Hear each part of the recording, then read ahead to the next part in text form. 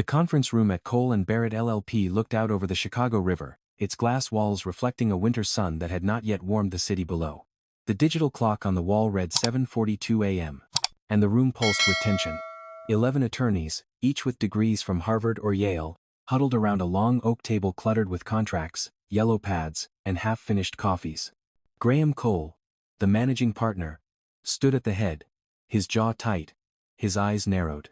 "We have 1 hour," he said, voice sharp enough to cut through the clatter of pens. 1 hour, or Rencho Group takes us apart.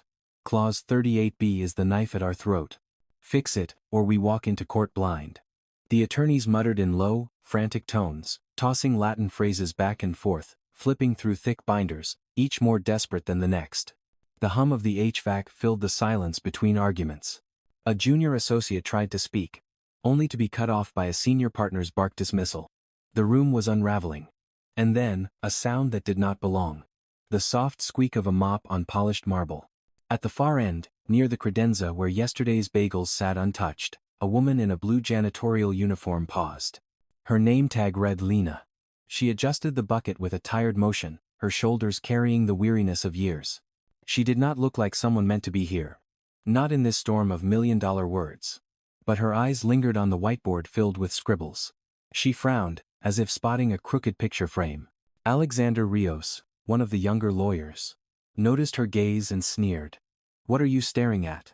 he said, his tone laced with disdain. "We're not looking for cleaning tips." A few chuckles followed, bitter and hollow. Lena set her mop aside slowly. She had meant to stay quiet. Always meant to stay quiet. But something inside pressed harder than fear.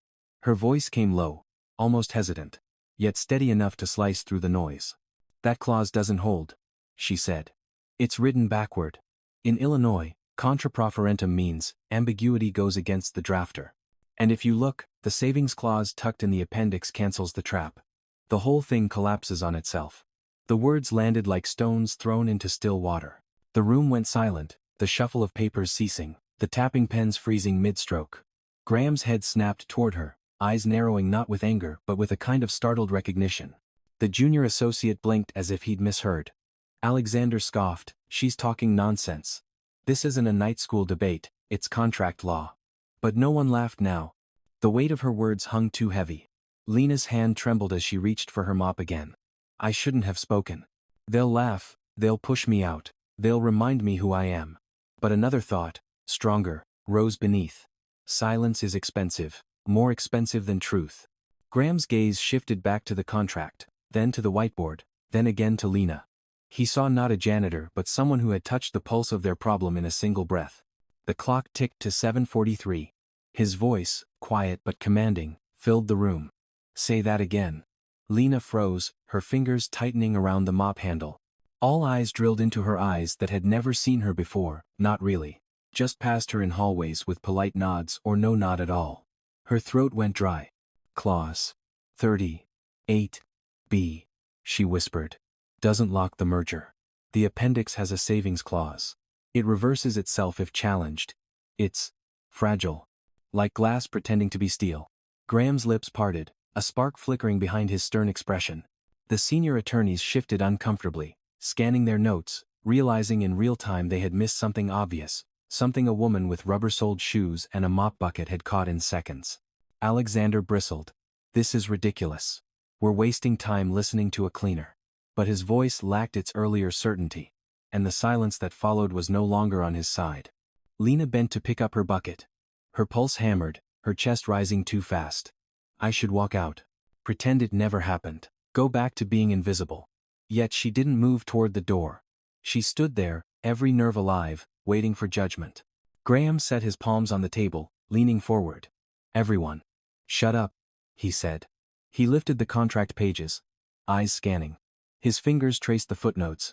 He turned, flipping to the appendix. And there it was, words that had eluded a dozen trained eyes. His jaw tightened, not in anger, but in awe. He looked back at Lena. "Who taught you that?" She hesitated, eyes dropping. "No one." Then softer, "My father used to say, justice doesn't need a diploma to speak." For a long moment, no one breathed. Outside, horns blared on Wacker Drive, the city moving as if nothing inside this glass tower mattered. But here, in this room, the ground had shifted. 11 attorneys with sterling resumes were mute, their pride stripped raw by a janitor who had dared to speak one forbidden sentence. And Graham, who had seen courtroom victories and corporate betrayals, who had weathered scandals and mergers, found himself staring at a woman with calloused hands and a straight back, and wondering if she had just handed him the weapon to win a war. The clock blinked 7:45. The mop still leaned against the wall, its damp head dripping slowly into the bucket. The sound echoed like a metronome in the stillness. Lena steadied her breath. If I regret anything, it will not be speaking. It will be pretending I had nothing to say. The silence stretched, brittle and unbroken. Then Graham spoke, his voice carrying the weight of a decision that would ripple far beyond this room. Everybody out, he ordered, eyes never leaving Lena. Except her. The attorneys shifted, stunned, some protesting, others glaring, but none daring to defy him. One by one, chairs scraped back, papers were gathered, and the room emptied. Alexander shot her a look of fury, muttering under his breath as he left. The door clicked shut. Only Lena remained, her heart pounding in her ears. She wanted to run, to melt into the linoleum, to vanish. But she stood still, mop at her side, eyes fixed on the man at the head of the table. Graham lowered himself into his chair, steepling his fingers. You just cracked a case my entire team couldn't touch, he said. And I don't even know your last name. Lena's voice was almost a whisper. Morales. Lena Morales. His gaze hardened with curiosity, with calculation, with something close to respect. Well, Miss Morales, he said. It seems you and I have work to do. The clock on the wall blinked 7:46.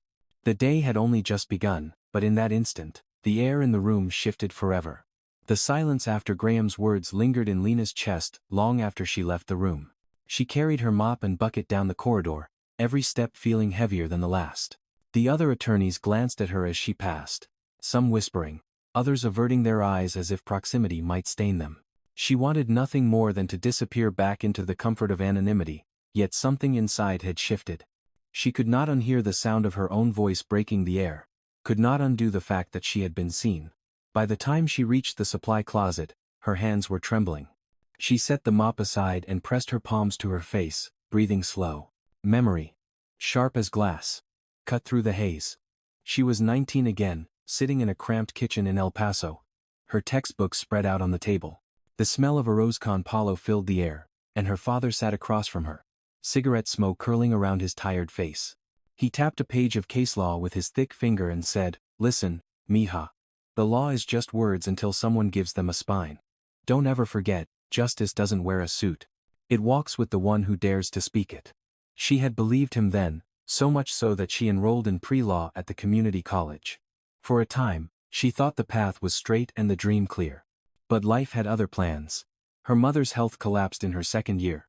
Bills piled higher than textbooks, and the job at the cleaning company came as a desperate necessity. One semester deferred became another, and soon the dream had been folded into the background like a photograph left in a drawer. By 24 she had Miguel in her arms, and her father was gone. The echo of his words, living only in the margins of a book too worn to sell. That memory faded as she crouched now in the supply closet, pulling out the old paperback she kept in her bag. The cover was cracked, the pages yellowed, but inside were notes written in her father's hand, underlines, arrows, fragments of Spanish phrases that only she could interpret. She traced the familiar ink as if it were a map back to a life she'd almost lived. She whispered softly, Papa, I didn't mean to speak, but maybe it was time. Outside the closet, the office buzzed louder than usual. Word was spreading. By mid-morning, the video Marcus had secretly recorded was already circulating among staff phones. In it, Lena's voice cut through the noise of the boardroom, clear and precise, her words replayed with captions someone had typed in haste. Clause 38B doesn't hold. It reverses itself. Reactions varied. Some watched with awe, others with suspicion, a few with open scorn. By lunchtime, even the receptionist downstairs had heard, and when Lena passed by with her cart, the woman looked at her with a mix of curiosity and unease. In the break room, two paralegals whispered, She must have cheated somehow. No janitor talks like that. Maybe she studied once. People lose things, you know. Dreams, degrees. Their voices carried, and Lena felt the sting, but she kept moving, pushing her cart past them with her head high. That night, in her small apartment on the south side, Miguel sat at the table with his homework spread out. He was 15, lanky, with the quiet eyes of someone who had learned too young how to carry worry. "You're late," he said gently. Not accusing, just noticing. Lena kissed his head, her uniform smelling faintly of bleach and pine cleaner. "The office was loud today." He frowned. "People giving you trouble?" She hesitated, then smiled faintly. "People noticing me. That's trouble enough." He slid his notebook across the table. Math problems, fractions and decimals scrawled in pencil. "Can you help?" She sat down, exhaustion slipping off her shoulders as she leaned over the page. Numbers steadied her. So did the presence of her boy. Afterward, when Miguel had gone to bed, she pulled out the book again. The old law text with her father's notes. She read by the dim lamp, lips moving silently as she recited passages she had once memorized. The words stirred embers she thought long extinguished. She wondered if Graham meant what he had said. "We have work to do." What kind of work could a janitor do alongside a managing partner? And yet she felt the door had cracked open. Days passed.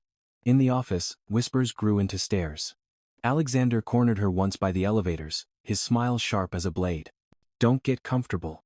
One lucky guess doesn't make you a lawyer. People like you don't belong in rooms like that." Lena met his eyes and said nothing. But inside she heard her father's voice again. "It belongs to whoever dares." She pushed her cart into the elevator and let the doors close between them. On Friday, Graham called her into his office. The space was vast, windows spilling light across leather chairs and shelves lined with law reports. He gestured for her to sit, but she remained standing, hands clasped. "You saw something my team missed," he said. "I need to know why." Her throat tightened. "I read," she admitted. "Old books, case law, whatever I can find. My father taught me. He didn't have a degree either, but he believed words could be weapons." Graham studied her a long moment, as if weighing whether truth could wear overalls. Finally, he nodded. "You were right. We checked the appendix. It collapses exactly the way you said. Tomorrow we face Rencho Group, and I want you in that room. Not as a lawyer. As someone who sees differently." She blinked. "Sir, I clean floors." His voice hardened. "You see what others don't. Floors, clauses, it's the same skill, isn't it? Notice the detail everyone else ignores." For the first time in years, Lena felt the ground shift beneath her feet, not in collapse, but in possibility. She left his office trembling, clutching her mop handle like a lifeline, her father's book heavy in her bag. That night she sat by the window of her apartment, the city lights flickering against the glass. Miguel was asleep, and she whispered into the quiet, half prayer, half confession. "If justice can walk with me, then let me walk with it. Even if my shoes are worn." In the distance, the rumble of the L train echoed, steady and relentless, carrying strangers across the darkened city. She thought of the courtroom tomorrow. Of the lawyers who would sneer. Of Alexander's smirk.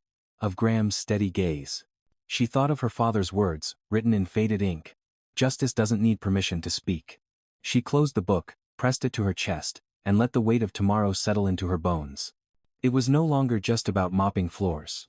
It was about standing in a room where silence had always been demanded of her, and choosing instead to be heard. By Monday morning, the building buzzed like a hive under siege. Phones rang too often. Secretaries hustled down hallways clutching files. And every lawyer seemed sharper, more brittle than usual. The video had made its way beyond staff now. A local legal blog had posted it under the headline, "Janitor Outsmarts 11 Attorneys." Though the clip was grainy, Lena's voice was clear, steady, undeniable. She pushed her cleaning cart through the lobby, head lowered, feeling the stares prick her skin. Some were curious, some admiring, but many held suspicion, even resentment. She had learned long ago that attention was rarely a gift.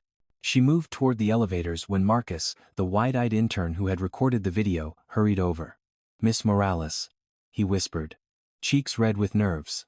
I didn't mean for it to spread like that. I just thought it was incredible, the way you saw it. I wanted people to know." She met his anxious gaze. "Incredible or not, it's dangerous. People don't like being reminded they can miss what someone else sees." He nodded, ashamed, and stepped aside. The elevator doors closed around her with a sigh of steel. Upstairs, Graham's office door was half open, voices carrying. Lena paused, not to eavesdrop but because the words cut sharp. "This is reckless," Alexander argued. "Bringing her into the strategy session makes us a laughingstock." Another voice, smoother, belonged to Maya Chen, senior counsel. "Or it makes us human." Clients like underdog stories. Alexander snorted. This isn't a charity case. She has no degree, no license. If word gets out, we're relying on a janitor to fix a multimillion-dollar contract. Graham's reply was firm. Word already got out. And she's the reason we still have a fighting chance. You can either work with her or step aside. Silence followed, thick as smoke. Lena backed away, heart hammering. She had not asked for any of this, yet it was moving with a momentum beyond her control. Later that afternoon Graham summoned her. She stepped inside, shoulders squared though her palms were damp. He gestured to a chair at the long table where files lay spread. The attorneys flanked the sides, their expressions a mix of disdain and curiosity. Miss Morales will be sitting in on this prep, Graham said. Her perspective has already proven valuable. Alexander leaned back in his chair, arms folded, smirk curling his lips. Perspective, he echoed. That's one word for it. Lena met his eyes and said nothing, though her silence was not submission this time but defiance. The meeting began, charts projected on the screen, legal jargon ricocheting across the room. Lena listened, not pretending to know everything, but hearing the gaps, the hesitations, the parts glossed over too quickly. At one point a clause was debated hotly, two lawyers arguing over its interpretation. Lena cleared her throat, quietly offering. That section was cited in Fitzgerald v. Morgan Steele, 1987. It doesn't apply here unless there was intent to deceive at signing. Heads turned again. Maya blinked, then tapped rapidly on her laptop, confirming the case law. She's right, she murmured. The room shifted. A murmur ran down the table. Alexander slammed his pen onto his pad. What is this circus? Are we seriously letting her? Enough. Graham cut in, voice cold. If you have a better solution, offer it. Otherwise, be quiet. The meeting rolled on, but Lena felt the tremors. She was not supposed to speak, yet she had. And every time she did, the air changed. That evening, as she left, the receptionist handed her an envelope. Inside was a printed screenshot of the video, her face circled in red ink, with the words written in block letters. Stay in your lane. Her stomach knotted. She shoved it deep into her bag and walked into the cold Chicago night. On the train home, Miguel sat beside her, earbuds in, sketching in his notebook. He glanced at her face and frowned. You're worried. She forced a smile.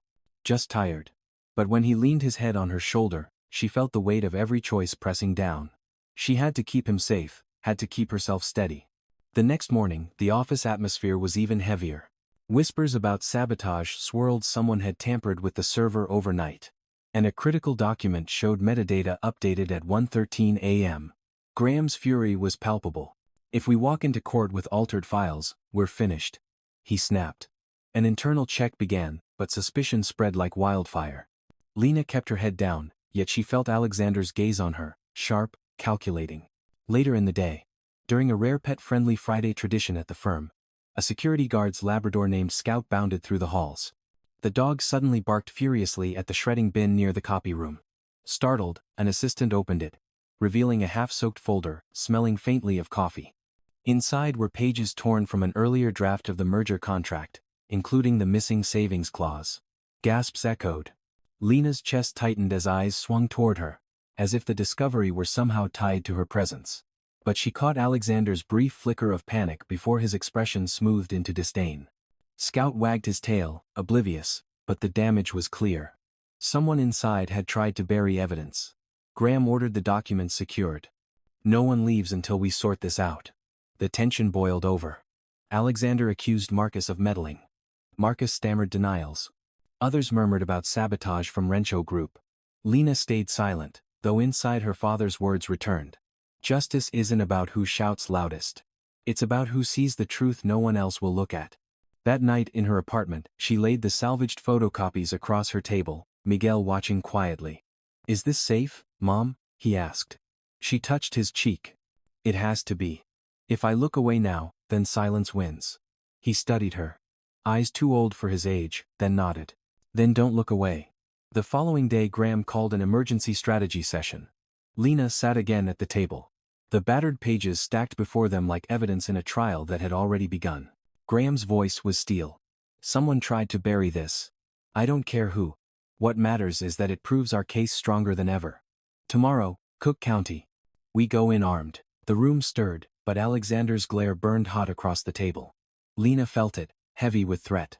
Still, she straightened her shoulders, the book of her father's notes tucked in her bag, a talisman against the storm. For years she had walked these halls invisible, mop in hand, silence her only armor. Now the world saw her, and though some sought to drag her down, she understood something she had not in decades. She belonged in the fight. And if justice demanded a voice, she would give it hers, no matter the cost. The morning of the trial broke cold and sharp, the kind of Chicago winter air that cut through even the thickest coat. Lena stood outside the Cook County Circuit Court with her mop bucket left behind for once, replaced by the worn satchel that carried her father's law book and the salvaged photocopies from the shred bin. She had not been invited to stand with the lawyers, yet Graham had insisted she attend. Sit in the gallery. He had told her the night before. Listen, watch. If you see something, you whisper it. That's all I ask. She had nodded, but her heart rattled like a loose pane of glass in a storm. Inside the marble halls, the air buzzed with reporters and clerks. The click of heels. The shuffle of papers. Rencho Group's attorneys arrived in dark suits and colder smiles. Led by Victor Rencho himself, a man whose reputation for ruthless litigation preceded him like a shadow. He shook hands perfunctorily with Graham, his eyes darting to Lena just long enough to register her presence.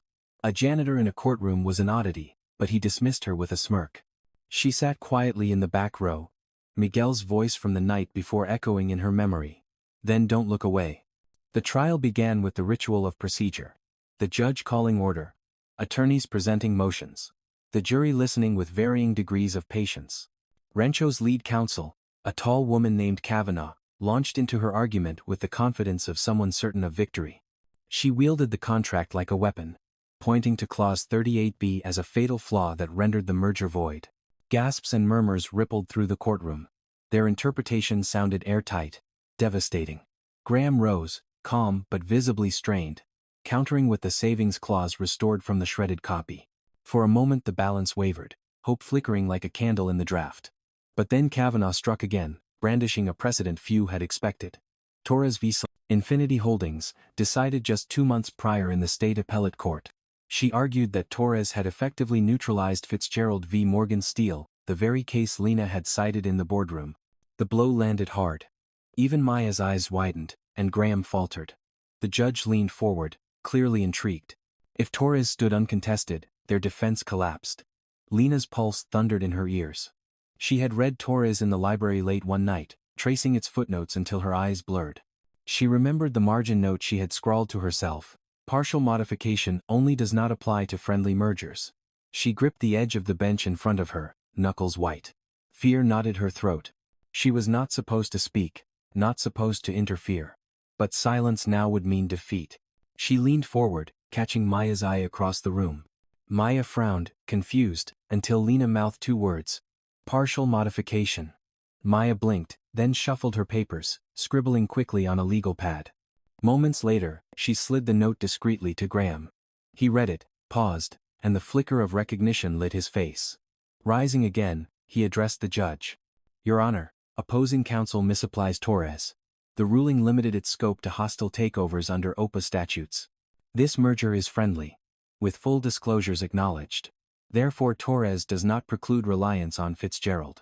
In fact, the savings clause reinstated from our draft makes the plaintiff's interpretation untenable. The courtroom shifted. The judge arched a brow, turning to Kavanaugh. Counsel, do you have a rebuttal? For the first time, Rencho's attorney hesitated. She stammered about ambiguity, but the blow had been struck. The jury leaned forward, sensing the tide.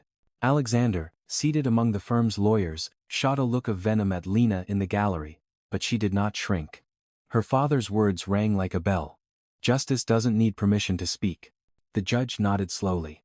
Motion sustained. The defense may proceed. Relief washed through Graham's team, though the battle was far from over. Hours dragged by, arguments volleyed back and forth, but the center of gravity had shifted. The once invincible Clause 38B looked brittle, ready to crack. At one point Victor Rencho himself stood, objecting with theatrical outrage, but the judge silenced him with a sharp rap of the gavel. During a recess, reporters buzzed in the corridor, sniffing for blood. One recognized Lena from the viral video, snapping a photo before she could turn away. Hey, aren't you the janitor who? She fled into the restroom, locking herself in a stall, pressing her forehead to the cool metal partition. Her reflection in the mirror afterward startled her. Tired eyes, hair pulled back too hastily, but a glimmer of fire beneath the exhaustion. She whispered, "Papa, I didn't mean to be here, but I am." Back in the courtroom, the final arguments were made. Graham's closing carried the weight of years of experience, but beneath it pulsed the quiet strength of Lena's whispered truth. He emphasized the integrity of the merger, the fairness enshrined in the clauses, and the folly of dismissing words simply because they were inconvenient. "Justice, Your Honor," he said, "is not about who drafts the longest sentence, but who honors its meaning." The jury left to deliberate, tension thick as smoke. Hours stretched until the late afternoon when the foreperson returned with the verdict. The merger stood. Rencho's challenge failed. A hush fell before the courtroom erupted. Reporters rushed out to break the story, attorneys shook hands, and Graham allowed himself a rare smile. He turned to look toward the back, but Lena was already slipping out, her satchel pressed tight to her side. Outside the courthouse, snow flurries swirled in the air. She breathed deep, the cold biting but clean. She had spoken only a whisper, but it had been enough. As she walked down the steps, Alexander's voice called after her, low and sharp. "Enjoy your moment, Morales. It won't last." She did not turn. She kept walking, boots crunching on the salted pavement, the city roaring around her. She had not sought victory, only truth. And in that courtroom, truth had found a way to speak. Victory in court rippled through the city like a stone dropped into still water.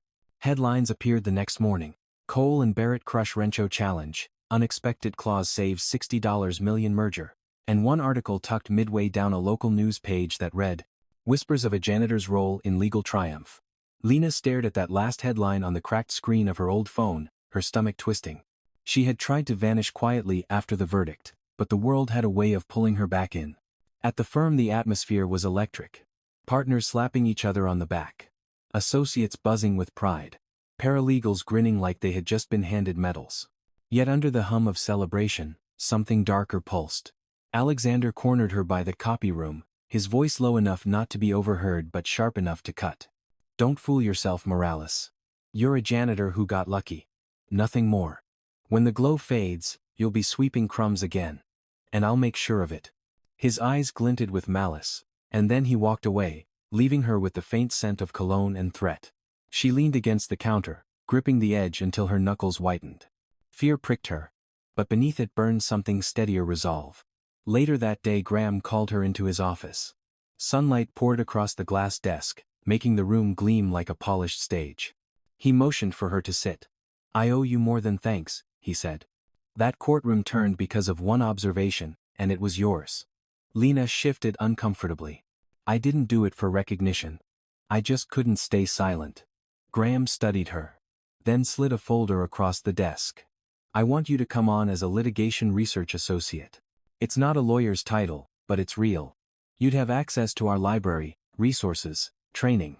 And we'll cover tuition if you decide to finish your degree." Her breath caught. She opened the folder, seeing the contract offer inside, her name typed in clean black letters.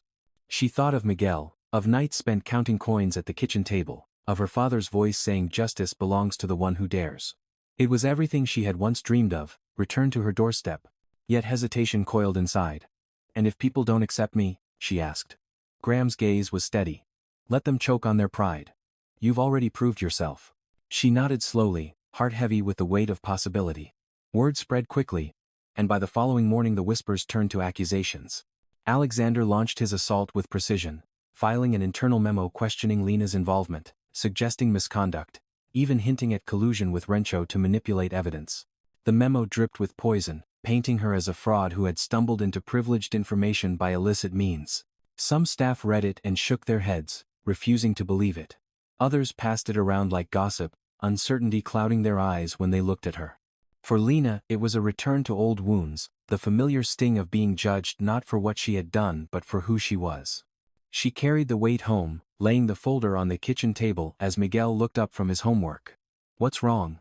he asked, sensing the heaviness in her face. She handed him the memo, not hiding it. He read silently, jaw tightening. "They're scared of you," he said finally. "That's why they're trying to tear you down. You always told me silence costs too much. So don't be quiet now." His words steadied her. That night she opened her father's book again. flipping to the inside cover where a faded note was scrawled in his handwriting. Justice doesn't need permission to speak. She traced the words with her finger, a decision forming like steel. The next morning she walked into the office with the book tucked under her arm. A meeting had been called. The conference room filled with partners, associates, and staff. Tension humming like live wires. Alexander stood at the front, presenting his case against her with theatrical conviction. This firm cannot risk its reputation by employing someone without credentials. Someone who manipulates access to sensitive documents. It's reckless, dangerous, and… Lena stepped forward, cutting him off. You want proof of who I am? Here at Island. She laid the book on the table, opening to the margins filled with her father's notes, the pages smudged with years of use. This is where I learned. Not in your classrooms, not in your ivory towers, but in the quiet corners where people like us are never invited. Every word I spoke came from years of study, from a father who believed justice belonged to everyone.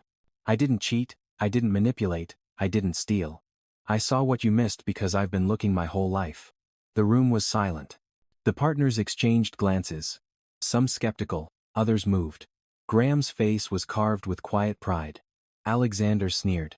A book? That's your defense? Anyone can scribble in the margins. Lena met his glare. Maybe. But not everyone can see the truth when it's buried. Not everyone dares to speak it out loud.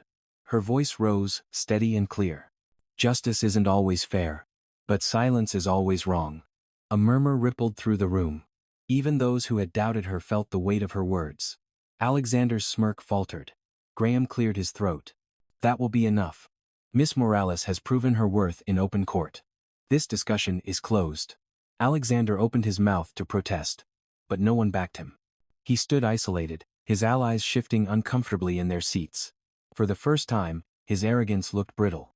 The meeting adjourned, and Lena stepped out into the corridor, her legs trembling but her spirit steady. She had not only defended herself but claimed her place, not with a degree or a title, but with the truth she carried in her bones. That evening she returned home to Miguel, laying the folder back on the table.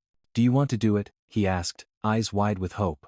She looked at him, at the boy who had been her anchor, and nodded. Yes. It's time. He grinned, relief washing over his face, and she realized the fight was not just hers anymore. It was his too, and every person who had ever been told to stay silent, to stay in their place. As night fell over the city, Lena stood by the window, the hum of traffic below like a heartbeat. She thought of her father, of her mother, of the courtroom where whispers had shifted mountains. The path ahead would not be easy. Alexander would not give up his vendetta, and the world would still question her right to stand where she did. But she was ready. She had spoken once, and she would speak again. And every time she did, the silence around her cracked a little more, making room for justice to step through. The weeks after the meeting felt like walking on a wire stretched over the city. Lena moved through the office no longer invisible, no longer just the woman with a mop and bucket. Some greeted her with cautious respect, others with stiff silence, but no one could deny her presence anymore. Her badge gave her access to the research library. And though she still cleaned floors at night to make ends meet, she now spent her breaks leafing through law reports and casebooks with a hunger that startled even her. Graham kept his promise, giving her assignments to test her skills. She sat at her kitchen table with Miguel, poring over clauses and precedents late into the night. Sometimes he solved his math homework while she scribbled notes in the margins of photocopies, their pencils scratching in tandem like a duet. It was not glamorous, but it was real. Yet shadows lingered. Alexander did not let go. His charm had faded with his credibility, but bitterness had taken root. Rumors leaked to a local columnist suggesting the firm's victory was built on shaky ground, whispering that a janitor had tampered with evidence. No proof was offered, but innuendo spreads faster than fact. Graham fought back with the firm's reputation, and Maya Chen quietly supported Lena, but the hostility in Alexander's glances was constant. A reminder that victory always bred enemies. One evening Lena left the building after a long day in the library. The sky bruised with dusk. On the sidewalk, a reporter waited, shoving a microphone toward her. Miss Morales, is it true you're the secret weapon behind Cole and Barrett's win? Do you think it's fair for an unlicensed janitor to play lawyer? Flashbulbs popped, voices shouted. She froze, heart pounding, then steadied herself. She thought of her father's words, of Miguel's steady gaze. I'm not a lawyer, she said, voice firm but calm. I'm a woman who saw what others missed. Justice doesn't ask for permission before it speaks. It asks for courage. The quote hit headlines the next morning, not buried this time but bold, sparking debates on radio shows and online forums. Some mocked her, others celebrated her, but she was no longer a whisper. She had become a voice people could not ignore. The shift brought unexpected visitors. One afternoon, an older secretary stopped her in the hall, tears glistening in her eyes. "My husband worked 30 years in a factory," she said softly. "Smartest man I knew. But no one ever listened to him because he wore grease on his hands. You remind me of him." "Thank you." Lena clasped her hand, humbled. For every sneer, there was now a face like this, someone who saw in her a reflection of their own silenced truths. The climax came 3 months later when Cole and Barrett hosted a client appreciation dinner at a downtown hotel ballroom. Crystal chandeliers glittered above, waiters moved with trays of champagne, and Chicago's elite filled the room with polished laughter. Lena had not planned to attend, but Graham insisted. "You belong there," he told her, handing her an invitation printed on thick ivory stock. She arrived in a borrowed dress, simple but neat, Miguel's proud smile lingering in her mind as she walked through the grand doors. Conversations faltered when people recognized her. A janitor among tuxedos. Some stared. Others whispered. Alexander smirked across the room, already circling a cluster of clients with his polished charm. But Graham raised his glass when he saw her, beckoning her over. "Ladies and gentlemen," he said once the room had quieted, "our firm stands stronger today not just because of degrees or titles, but because of courage. Tonight, I want to acknowledge someone who reminded us all what justice truly means." He gestured toward Lena. A murmur spread. She felt heat climb her neck, the weight of 100 eyes. She wanted to sink into the floor, but then she remembered the courtroom, the silence she had once broken. She stepped forward. "I'm no different from anyone who ever worked long hours and wondered if their voice mattered," she began, her voice steady. "For years I thought silence was safety. But I learned silence is the most expensive thing we can afford, because it lets injustice stand unchallenged. I don't have a law degree. I may never wear a robe or argue from a podium, but I believe justice can be spoken from a broom closet as easily as from a boardroom. And that's all I did. I spoke when I could have stayed quiet." A hush settled, deeper than applause, heavier than judgment. Some eyes glistened, others turned away. But the truth had landed. Alexander tried to laugh it off, clinking his glass, but no one echoed him. He stood alone in his smugness, and for the first time, he looked small. After the dinner, Lena stepped outside into the night air, the city skyline glittering like scattered jewels. Graham joined her, his breath visible in the chill. "You changed more than a case, Lena," he said quietly. "You reminded us what we'd forgotten." She looked out at the river, the dark water carrying reflections of the lights. "I didn't mean to start anything," she admitted. "I just couldn't look away." "That's how change begins," he replied. She nodded, clutching her shawl tighter. "It's not just for me. It's for Miguel. For anyone who's ever been told their voice doesn't matter." Months later, she would look back on that night, not as a coronation but as a marker, a turning point where she stopped being invisible. She kept cleaning floors, because bills still demanded it. But she also sat in on strategy sessions, researched cases, and prepared slowly to finish her degree. Each day was a balance of two worlds, but she carried them both with pride. On the anniversary of the trial, she visited her father's grave with Miguel. The headstone was simple, the grass worn, but she laid her worn book beside it, the pages still heavy with ink and memory. "Papa," she whispered, "your words carried me farther than I thought possible. Justice doesn't need permission to speak. I know that now." Miguel stood beside her, taller than before, his hand slipping into hers. "He'd be proud," he said softly. Lena looked at her son, at the skyline beyond, and felt the weight of both past and future pressing gently on her shoulders. She was not a partner, not a judge, not even a licensed attorney yet. But she was something rarer, a reminder that justice could rise from anywhere, even from the worn shoes of a woman with a mop. As they walked away, she thought of Alexander, still at the firm but quieter now, his arrogance muted by failure. His punishment was not public disgrace but the silence of being ignored, the slow fading of relevance. It was enough. That evening, back at her apartment, Lena stood by the window with Miguel asleep in the next room. The city pulsed below, restless and alive. She whispered to herself, not as a prayer this time but as a vow. Justice isn't always fair, but silence is always wrong. The words hung in the air, steady, unshaken. And for the first time in her life, She felt she had not only spoken them but lived them.